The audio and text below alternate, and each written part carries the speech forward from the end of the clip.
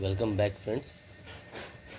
जैसा कि मैंने बताया था आप लोग को नेक्स्ट कैरेक्टर्स में ले जाऊंगा डॉक्टर फॉस्टर्स का। तो आइए हम अब एक एक करके कुछ कैरेक्टर्स को देखते हैं जो इम्पोर्टेंट कैरेक्टर्स हैं। नंबर 1 में खुद डॉक्टर फॉस्टर्स, द प्रोटागोनिस्ट, यानी कि प्रोटागोनिस्ट मेन रोल में है, हीरो समझिए या मेन रोल में समझिए। The protagonist Faustus is a brilliant 16th century scholar. 16वीं शताब्दी के एक ग्रेट स्कॉलर थे।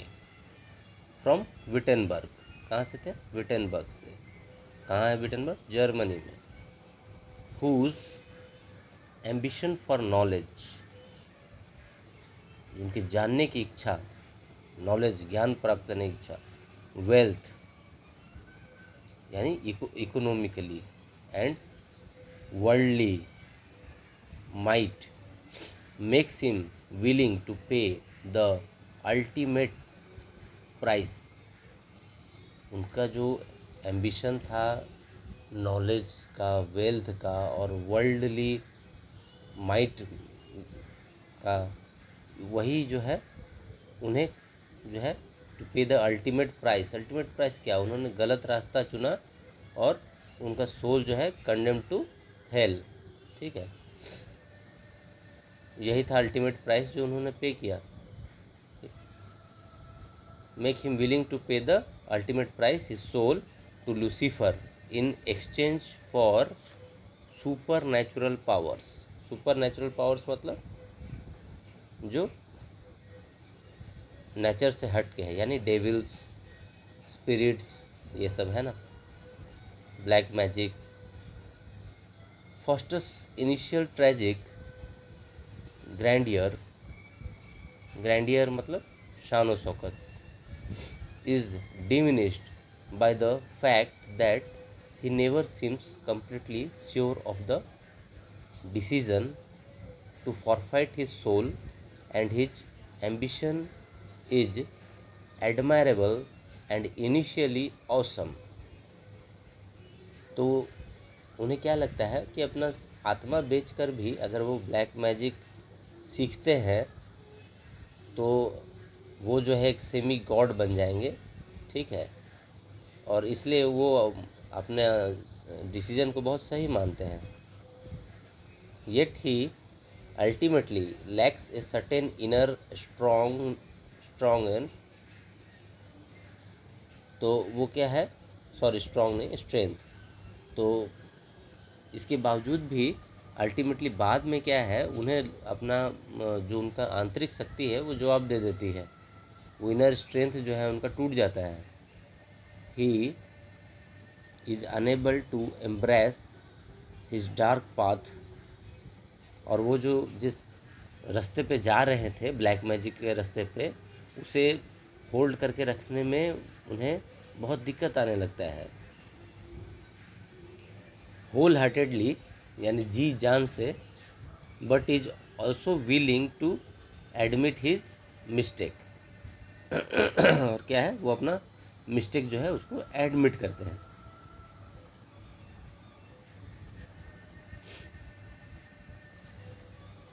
ओके, अब देखते हैं मेफिस्टोफिलिस। ये मेफिस्टोफिलिस कौन है? ये लूसीफर का शैतान है, लूसीफर का दूत है, जो कि किसके समन करने पर आता है? ब्लैक मैजिक में समन करने पर आता है डॉक्टर फॉस्टर्स के द्वारा। ए devil whom Faustus summons with his initial magical experiments। Mephistopheles motivations are ambiguous, यानी कि उसका मोटिवेशन जो था अस्पष्ट था, समझ नहीं आता था वो क्या वो क्या करना चाहता है। ठीक है, on the one hand his oft expressed goal is to catch Faustus soul, बट दूसरी तरफ लगता था कि वो डॉक्टर फॉस्टर्स के सोल को कैप्चर करना ही उसका उद्देश्य है। And carry it off to hell, और उसे हेल में ले जाना ही उसका उद्देश्य है। On the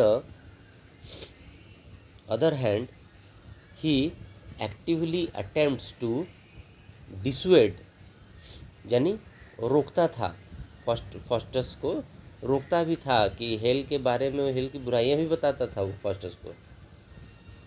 Faustus from making a deal with Lucifer, Lucifer के साथ डील करने में वो रोकता भी था उसे, है ना।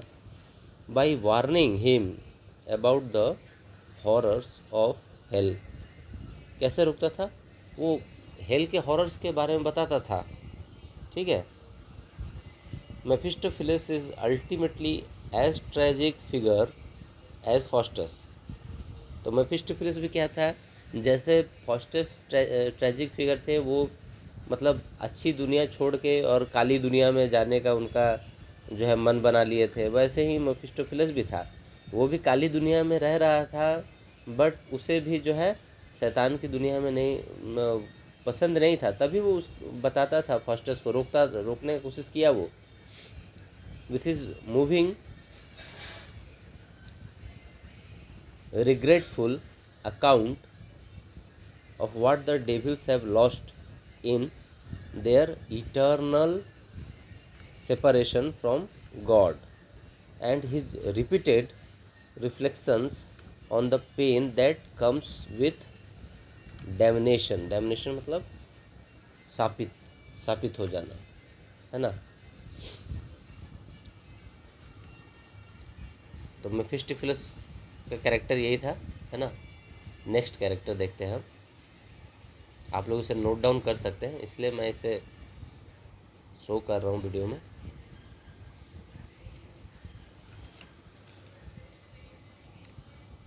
अच्छा, जानते हैं हम लोग कि कोरस क्या होता है ना। कोरस होता है सहगान, ठीक है। और ये कैसे होता है, a character who stands outside the story, एक कैरेक्टर जो कि स्टोरी के बाहर खड़ा है, providing narration and commentary. The coarse was customary in Greek tragedy, ठीक है। कोरस जो है एक कस्टम था ग्रीक ट्रेजेडी में, है ना।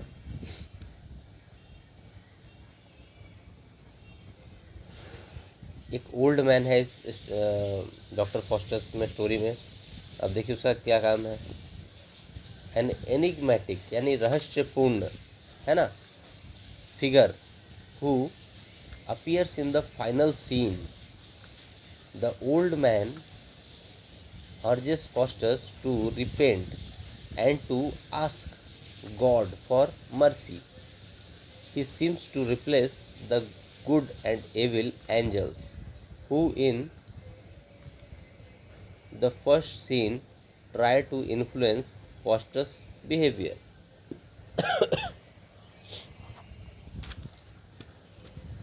इसमें समझ में आ गया, इसमें कुछ इतना कुछ खास नहीं है, एक रहस्यपूर्ण फिगर था जो कि फाइनल सीन में अपेयर करता है ना। और ओल्ड मैन फॉस्टस को बोलता है कि आप जो है रिपेंट करो, पछतावा करो, है ना, जो हो गया उसके लिए पछतावा करो, एंड गॉड से दया की भीख मांगो, है ना। He seems to replace the good and evil angels, तो वो क्या है, अभी जो फॉस्टस के दिमाग में गुड और एविल एंजल्स दोनों आ रहे थे, तो उसको रिप्लेस कर दिया। ये अभी गुड एंजल और बैड एंजल नहीं आ रहे, अभी सिर्फ जो है कौन आ रहा है, ये ओल्ड मैन ही आ रहा है, जो कि फर्स्ट सीन में कौन थे, फर्स्ट सीन में गुड एंड एविल एंजल, जो कि इन्फ्लुएंस करने की कोशिश करते हैं डॉक्टर फॉस्टस को, है ना। अब देखते हैं गुड एंजल कौन है ना। Good angel, a spirit that urges in Faustus to repent for his act with Lucifer. Good angel क्या था, spirit that urges Faustus to repent for his act, ठीक है। तो डॉक्टर एक गुड गुड एंजल जो है एक स्पिरिट था जो कि फॉस्टस को पछतावा करने के लिए मजबूर कर रहा था, उसके एक्ट के लिए। कौन से एक्ट के लिए? ब्लैक मैजिक के तरफ जाने के लिए।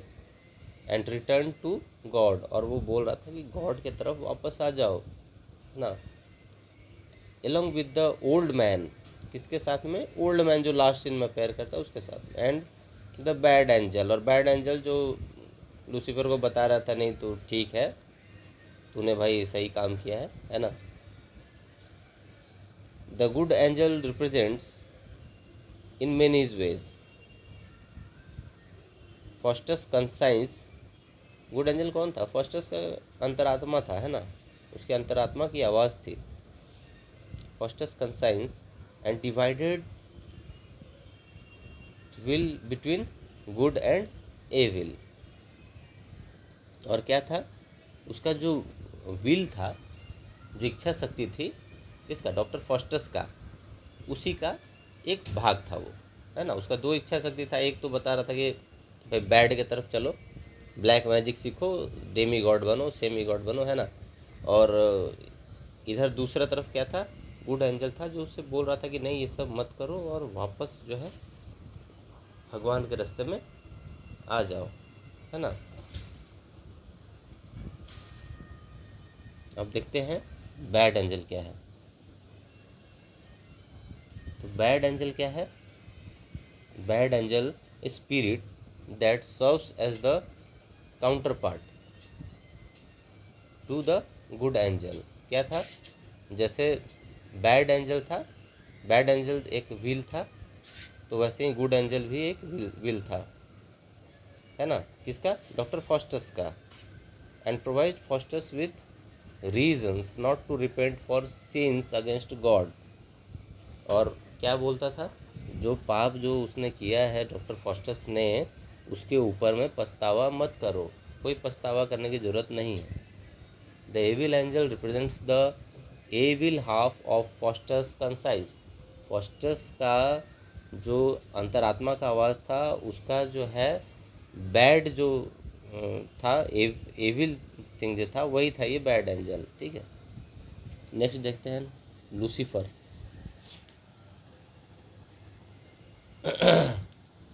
लूसीफर, लूसीफर कौन है? The prince of devils, the ruler of hell and Mephistopheles master. तो लूसीफर कौन था? प्रिंस था डेविल्स का, और रूलर ऑफ हेल, हेल का राजा था वो। इसके पीछे बहुत लंबी स्टोरी है। पहले लूसीफर भी कभी एंजल हुआ करता था, वो अपने आप को जो है भगवान समझने लगा, और भगवान ने उसे निकाल दिया वहाँ से और नरक में भेज दिया। बोला जा तुझे राजा ही बनना ना, तुझे भगवान बनना, जा नरक का भगवान बना था तुझे। और वो कौन था? मेफिस्टोफिलस का मास्टर भी था लूसीफर, है ना। अब देखते हैं वैगनर कौन था। Wagner, Faustus servant Wagner uses his master's book to learn how to summon devils and work magic। अब फॉस्टस का नौकर था और इसको भी चस्का लगा था डेविल्स को बुलाने का, ठीक है। तो वो क्या करता था? अपने मास्टर यानी डॉक्टर फॉस्टस का बुक को जो है वो यूज करता था, है ना, to summon devils and work magic, ठीक है। क्लाउन कौन था? A clown who becomes Wagner's servant. The clown's antics provide comic relief. Clown यानी जोकर। तो जोकर जो है वो तो ट्रेजिडी के बीच में कहीं भी आएगा तो थोड़ा बहुत तो कॉमेडी वो दिखाएगा ही, कॉमेडी, तो कॉमिक रिलीफ प्रोवाइड करता था। His ridiculous character and his absurd behaviour initially contrast with Faustus grandeur, है ना। प्ले गोज ऑन तो Faustus behaviour comes to resemble that of the clown, है ना।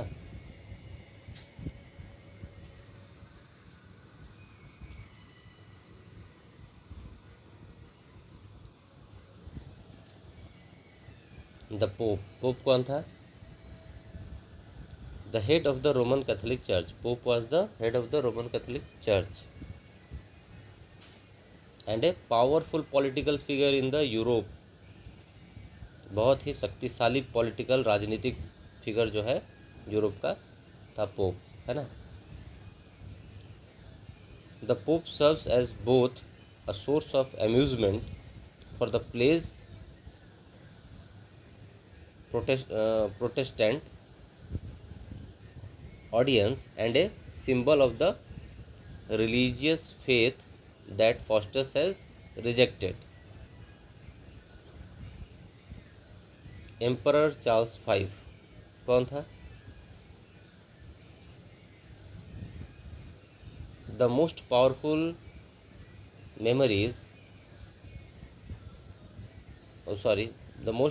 monarch in Europe whose court Faustus visit.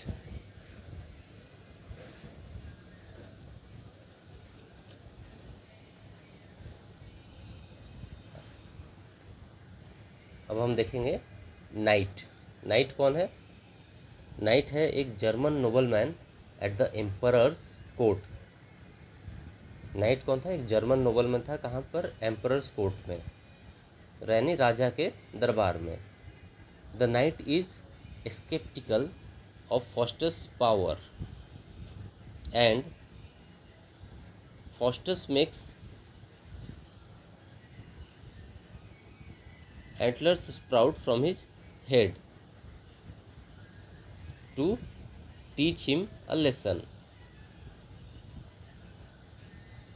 The knight is further developed and known as Benvolio's in B-text version of Dr. Faustus. Benvolio seeks revenge on Faustus and plans to murder him. ठीक है, तो ये हम लोग देखें यहाँ तक 11 characters, और भी कैरेक्टर्स है इसमें। ठीक है, तो आप लोग अपना सुझाव दीजिए आगे। इसके बाद आपको और डॉक्टर फॉस्टस से रिलेटेड क्वेश्चन आंसर्स चाहिए तो बताइए, मैं वो भी अपलोड करूँगा वीडियोस। और लाइक और सब्सक्राइब कीजिए ताकि आप मेरे आगे के वीडियोस को देख सकें, है ना। ओके, जय हिंद।